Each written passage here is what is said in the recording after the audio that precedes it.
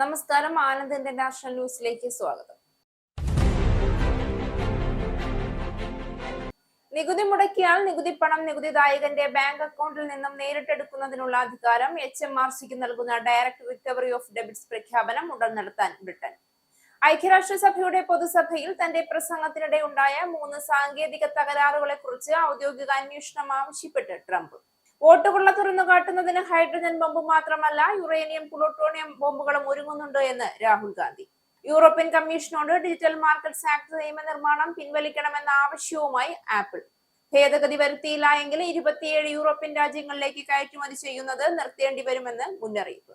West ബാങ്കിന്റെ ചില ഭാഗങ്ങൾ പിടിച്ചെടുക്കാനുള്ള ഇസ്രയേൽ ശ്രമം അമേരിക്ക അനുവദിക്കില്ലെന്നും ട്രംപ് വ്യക്തമാക്കിയിട്ടുണ്ട് എന്ന് ഇമ്മാനുവൽ മാക്രോൺ. പരമ്പരാഗത രുചിയോടെ പ്രത്യേകം തയ്യാറാക്കിയ വിഭവങ്ങൾ ഉൾക്കൊള്ളുന്ന നവരാത്രി മെനുവുമായി എയർ ഇന്ത്യ. UK-യിൽ വിവിധ ഭാഗങ്ങളിലായി മറ്റ് 49 ശാഖകൾ കൂടി അടച്ചുപൂട്ടുകയാണ് എന്ന് ലോയ്ഡ്സ്. വാർത്തകൾ വിശദമായി. ബ്രിട്ടനിൽ നൽകേണ്ട നികുതി നൽകിയില്ല എങ്കിൽ നികുതി പണം നികുതിദായകന്റെ ബാങ്ക് അക്കൗണ്ടിൽ നിന്നും നേരിട്ടെടുക്കുന്നതിനുള്ള അധികാരം HMRCക്ക് നൽകുന്ന ഡയറക്ട് റിക്കവറി ഓഫ് ഡെബിറ്റ്സ് പ്രഖ്യാപനം ഉടനുണ്ടാകും. നികുതി കുടിശ്ശിക വരുത്തിയ വ്യക്തിയുടെ അക്കൗണ്ടിൽ നിന്നും ബാങ്കുകളും ബിൽഡിംഗ് സൊസൈറ്റികളും പണം നേരിട്ട് നികുതി വകുപ്പിലേക്ക് അടയ്ക്കണം. 1000 പൗണ്ടോ അതിലധികമോ നികുതി കുടിശ്ശിക ഉണ്ടെങ്കിലും അത് അടയ്ക്കാൻ തുടർച്ചയായി വിസമ്മതിക്കുകയും ചെയ്താലായിരിക്കും ഇത്തരത്തിൽ പണം പിടിച്ചെടുക്കുക. ക്യാഷ് ISAF ഫണ്ടിൽ നിന്നുൾപ്പെടെ പണം പിടിച്ചെടുക്കാനുള്ള അധികാരമുണ്ടായിരിക്കും. ഈ പദ്ധതി 2015 ആവിഷ്കരിച്ചിരുന്നെങ്കിലും കോവിഡ് പ്രതിസന്ധിയിൽ അത് നിർത്തിവെക്കുകയായിരുന്നു. 2025 മാർച്ചിൽ പദ്ധതിയിൽ വീണ്ടും ചാൻസലർ റേച്ചൽ റീവ്സ് അനുമതി നൽകിയതോടെ HMRC ഈ പദ്ധതി ഔദ്യോഗികമായി പുനരാരംഭിക്കുകയാണ്. നികുതി കൊടുക്കാനുള്ള കെൽപ്പുണ്ടായിട്ടും അത് നൽകുന്നതിൽ നിന്നും ഒഴിഞ്ഞു മാറുന്നവരിലായിരിക്കും ശ്രദ്ധ കേന്ദ്രീകരിക്കുക എന്ന് HMRC വ്യക്തമാക്കിയിട്ടുണ്ട്. സെൽഫ് അസസ്മെന്റ് ടാക്സ് റിട്ടേൺ സമർപ്പിക്കാൻ ബാധ്യസ്ഥതയുള്ളവർക്കും ഈ നിയമം ബാധകമാകും. ചൊവ്വാഴ്ച ഐക്യരാഷ്ട്രസഭയുടെ പൊതുസഭയിൽ തന്റെ പ്രസംഗത്തിനിടെ ഉണ്ടായ 3 സാങ്കേതിക തകരാറുകളെ കുറിച്ച് ഔദ്യോഗിക അന്വേഷണം നടത്തണമെന്ന് ഡൊണാൾഡ് ട്രംപ് ആവശ്യപ്പെട്ടു. ട്രംപ് സോഷ്യൽ മീഡിയയിൽ സാങ്കേതിക പരാജയങ്ങളെ ട്രിപ്പിൾ അട്ടിമറി എന്ന് വിശേഷിപ്പിച്ചു. തകരാറുള്ള എസ്കലേറ്റർ, തകരാറുള്ള ടെലിപ്രോംപ്റ്റർ, ഹാളിലെ വ്യക്തമായ ശബ്ദ പ്രശ്നം എന്നിവയാണ് ട്രംപ് ട്രിപ്പിൾ അട്ടിമറിയായി വിശേഷിപ്പിച്ചത്. എന്നാൽ ഇതിൽ കുറഞ്ഞത് 2 പ്രശ്നങ്ങളെങ്കിലും ട്രംപിന്റെ സ്വന്തം പ്രതിനിധി സംഘത്തിന്റെ ഭാഗത്തു നിന്നുണ്ടായതാണെന്ന് UN ഉദ്യോഗസ്ഥർ മാധ്യമപ്രവർത്തകരോട് പറഞ്ഞു. അത് നിലച്ചതെന്ന് മിക്കവാറും ട്രംപിന്റെ കയറ്റം റെക്കോർഡ് ചെയ്യാൻ ഒരു വൈറ്റ് ഹൗസ് വീഡിയോഗ്രാഫർ എസ്കലേറ്റർ പിന്നിലേക്ക് നീക്കിയപ്പോൾ എസ്കലേറ്ററിന്റെ ബിൽറ്റ്-ഇൻ സുരക്ഷാ സംവിധാനം പ്രവർത്തനക്ഷമമായതിനാലാണ് ഇത് നിലച്ചത് എന്ന് UN മുഖ്യ വക്താവ് സ്റ്റെഫാൻ ഡുജാറിക് ഒരു പ്രസ്താവനയിൽ പറഞ്ഞു.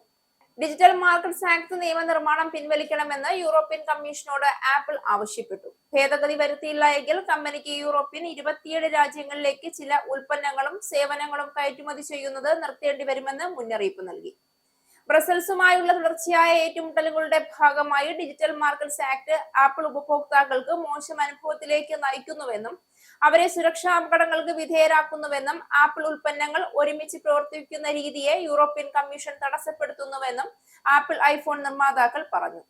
സെർച്ച് എഞ്ചിനുകൾ, ആപ്പ് ദാതാക്കൾ, സന്ദേശമയക്കൽ സേവനങ്ങൾ എന്നിവ ഉൾപ്പെടെയുള്ള ഏറ്റവും വലിയ ഡിജിറ്റൽ കമ്പനികളുടെ ഗേറ്റ് കീപ്പർ പവർ നിയന്ത്രിക്കാൻ ഉദ്ദേശിച്ചുള്ള ആന്റി മോണോപ്പൊളി നിയമനിർമ്മാണത്തെക്കുറിച്ചുള്ള കമ്മീഷന്റെ അവലോകനത്തിന് ആപ്പിൾ തങ്ങളുടെ നിലപാട് സമർപ്പിച്ചു.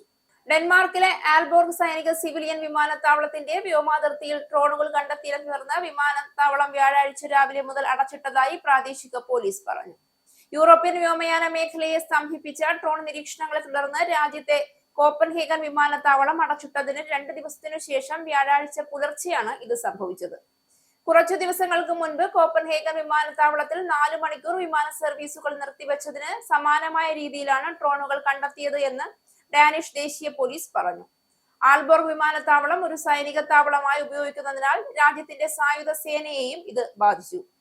ആൽബോർഗ് വിമാനത്താവളത്തിന് സമീപം 1-ലധികം ഡ്രോണുകൾ കണ്ടെത്തിയതായും അവ ലൈറ്റുകൾ ഓണാക്കി പറക്കുകയായിരുന്നുവെന്നും നോർത്തേൺ ജെറ്റ്ലാൻഡ് പോലീസ് മാധ്യമപ്രവർത്തകരോട് പറഞ്ഞു. കോപ്പൻഹേഗൻ വിമാനത്താവളത്തിലെ സംഭവം ചൊവ്വാഴ്ച ഡെൻമാർക്കിന്റെ നിർണായക അടിസ്ഥാന സൗകര്യങ്ങളിൽ നടന്ന ഏറ്റവും ഗുരുതരമായ ആക്രമണമാണെന്നും യൂറോപ്പിലുടനീളമുള്ള സംശയിക്കപ്പെടുന്ന റഷ്യൻ ഡ്രോണുകൾ കടന്നുകയറ്റങ്ങളുമായും മറ്റ് തടസ്സങ്ങളുമായും ഇതിനെ ബന്ധമുണ്ട് എന്നും അധികൃതർ പറഞ്ഞു. ഒരു ഡ്രോൺ കണ്ടെത്തലിനെ തുടർന്ന് തിങ്കളാഴ്ച വൈകുന്നേരം നോർവേയിലെ അധികാരികൾ ഓസ്ലോ വിമാനത്താവളത്തിലെ വ്യോമാതിർത്തി 3 മണിക്കൂർ അടച്ചു. വെസ്റ്റ് ബാങ്കിന്റെ ചില ഭാഗങ്ങൾ പിടിച്ചെടുക്കാനുള്ള ഇസ്രായേൽ ശ്രമം അമേരിക്ക അനുവദിക്കില്ല എന്നും ഈ നീക്കം അറബ് ഇസ്രായേൽ നയതന്ത്രവൽക്കരണത്തെ അവസാനിപ്പിക്കുമെന്നും ഡൊണാൾഡ് ട്രംപ് വ്യക്തമാക്കിയിട്ടുണ്ട് എന്ന് ഫ്രഞ്ച് പ്രസിഡന്റ് ഇമ്മാനുവൽ മാക്രോൺ പറഞ്ഞു. ഗസയിലും വെസ്റ്റ് ബാങ്കിലും ഭാവി ഭരണത്തിൽ നിന്ന് ഹമാസിനെ ഒഴിവാക്കണമെന്ന് നിർദ്ദേശിക്കുന്ന 143-ലധികം രാജ്യങ്ങൾ അംഗീകരിച്ച ന്യൂയോർക്ക് പ്രഖ്യാപനത്തെ അടിസ്ഥാനമാക്കി പലസ്തീന്റെ ഭാവിയെക്കുറിച്ചുള്ള 3 പേജുള്ള ഒരു പദ്ധതി താൻ ട്രംപിന്റെ മുന്നിൽ അവതരിപ്പിച്ചതായും മാക്രോൺ വെളിപ്പെടുത്തി.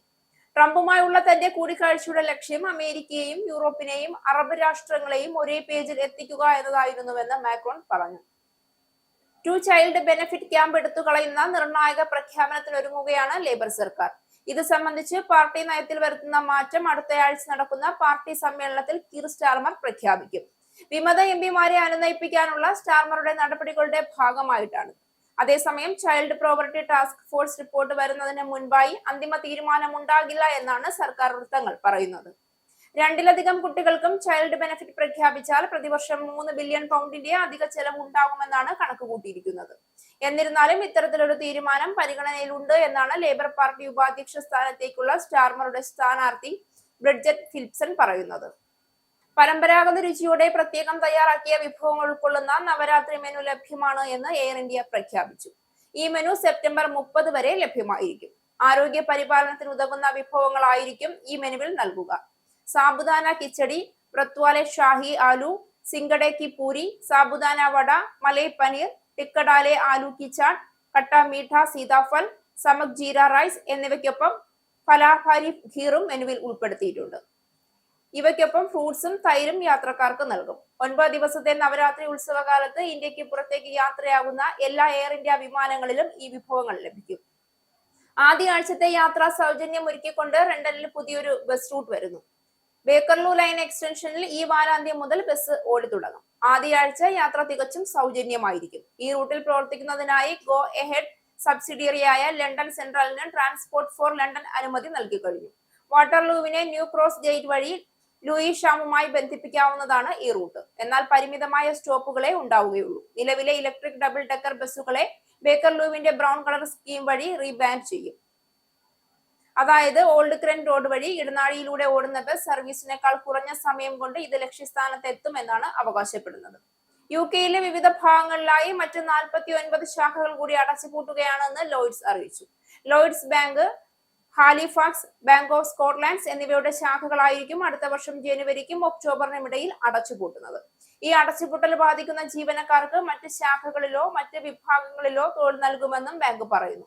ഓൺലൈൻ ബാങ്കിംഗിലേക്ക് കൂടുതൽ ശ്രദ്ധ കേന്ദ്രീകരിക്കുന്നതിന്റെ ഭാഗമായുള്ള ഏറ്റവും അവസാനത്തെ അടച്ചുപൂട്ടലാണിത്. NatWest, Royal Bank of Scotland ബ്രാൻഡുകളുടെ 46 മൊബൈൽ ശാഖകൾ അടച്ചുപൂട്ടുമെന്ന് കഴിഞ്ഞയാഴ്ച നാറ്റ് വെസ്റ്റ് വെളിപ്പെടുത്തിയിരുന്നു. ജനുവരിയിലായിരിക്കും ഇവ അടച്ചുപൂട്ടുക.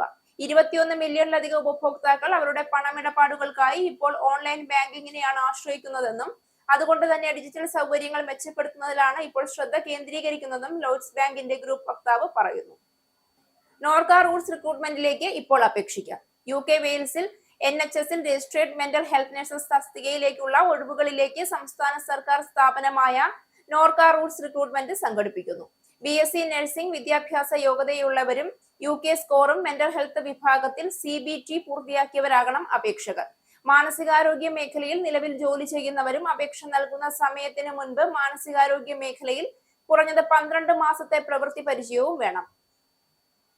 എല്ലാ രേഖകൾക്കും 2026 മാർച്ച് അവസാനം വരെ സാധുതയുണ്ടായിരിക്കണം. uknbs.norca@kerala.gov.in എന്ന ഇമെയിൽ വിലാസത്തിൽ ബയോഡേറ്റ, സ്കോർ കാർഡ്, യോഗ്യത തെളിയിക്കുന്ന സർട്ടിഫിക്കറ്റുകൾ, പാസ്പോർട്ട് എന്നിവയുടെ പകർപ്പുകൾ സഹിതം 2025 ഒക്ടോബർ 5-നകം അപേക്ഷ നൽകേണ്ടതാണ്.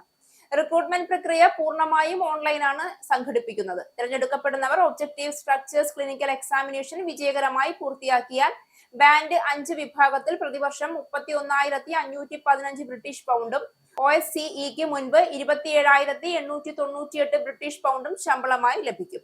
ഇതോടൊപ്പം മറ്റ് ആനുകൂല്യങ്ങൾക്കും അർഹതയുണ്ടാകും. നോർക്ക റൂട്ട്സ് മുഖേനയുള്ള UK വെയിൽസ് റിക്രൂട്ട്മെന്റ് ഉദ്യോഗാർത്ഥികൾക്ക് പൂർണ്ണമായും സൗജന്യമാണ്.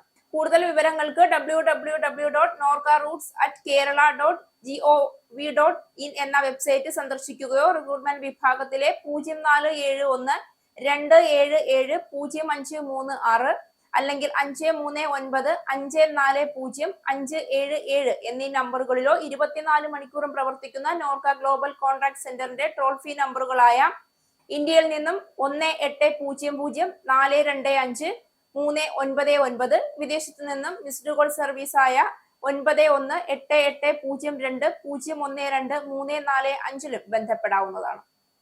ഇനി പൗണ്ട്, യൂറോ, ഡോളർ, രൂപ ഇന്നത്തെ വിനിമയ നിരക്ക്. ഒരു പൗണ്ട് 119.29 ഇന്ത്യൻ രൂപ. ഒരു US ഡോളർ 88.62 ഇന്ത്യൻ രൂപ. ഒരു യൂറോ 104.14 ഇന്ത്യൻ രൂപ. ഒരു പൗണ്ട് 1.35 US ഡോളർ. ഒരു കനേഡിയൻ ഡോളർ 63.8 ഇന്ത്യൻ രൂപ. ഇനി ഒരു ഇടവേളയ്ക്ക് ശേഷം Gulf news. Book your Indigo flight tickets easily and safely with Anand Travel. Call UK number 020-8548-4897. Indian cell number 9189-211-20509. Or please mail to info@anandtravel.com. Have a happy journey. നമസ്കാരം, Gulf ന്യൂസിലേക്ക് സ്വാഗതം. ശമ്പളം കിട്ടാൻ 5 ദിവസം കൂടി കാത്തിരിക്കേണ്ടതിനാൽ രൂപയുടെ മൂല്യ തകർച്ച നേട്ടമാക്കാനാകാതെ പ്രവാസികൾ. ഒരു ദിർഹത്തിന് 24.15 രൂപയായിരുന്നു ഇന്നലത്തെ രാജ്യാന്തര നിരക്ക്. ഇതേസമയം സ്വരുക്കൂട്ടിയ തുകയും കടം വാങ്ങിയും ക്രെഡിറ്റ് കാർഡിൽ നിന്ന് പണം പിൻവലിച്ചും നാട്ടിലേക്ക് അയക്കുന്നവർ ഉണ്ടെങ്കിലും ഇത് വളരെ കുറവാണ് എന്ന് ധനവിനിമയ സ്ഥാപനങ്ങൾ പറയുന്നു. ഈ നിരക്ക് മാസാവസാനം വരെ തുടർന്നാൽ പണമൊഴുക്ക് 25% വരെ വർദ്ധിച്ചേക്കുമെന്ന് എക്സ്ചേഞ്ച് വൃത്തങ്ങൾ സൂചിപ്പിച്ചു. ഇന്ത്യക്കെതിരെ കടുത്ത നിലപാട് തുടരുന്ന US president Donald Trump visa fees $1,00,000 ആക്കിയതിലെ അസ്ഥിരതയാണ് വിനിമയ നിരക്കിലെ ചാഞ്ചാട്ടത്തിന് പ്രധാന കാരണമായി സാമ്പത്തിക വിദഗ്ധർ ചൂണ്ടിക്കാട്ടുന്നത്. സ്പോൺസറുടെ കുഞ്ഞിനെ വാഷിംഗ് മെഷീനിലിട്ട് കൊലപ്പെടുത്തിയ വീട്ടുജോലിക്കാരിക്ക് കുവൈറ്റ് ക്രിമിനൽ കോടതി വധശിക്ഷ വിധിച്ചു. ഫിലിപ്പീൻസുകാരിക്കെതിരെയാണ് വിധി. 2024 ഡിസംബർ 26-നാണ് കേസിനാസ്പദമായ സംഭവം നടന്നത്. കുട്ടി വെള്ളത്തിൽ വീണതായിരുന്നുവെന്നാണ് പ്രതി വാദിച്ചതെങ്കിലും തെളിവുകൾ അവർക്കെതിരായിരുന്നു. ഇനി ആനന്ദ് ട്രാവൽ GCC ഇന്ത്യ നാണയവിനിമയ നിരക്ക്.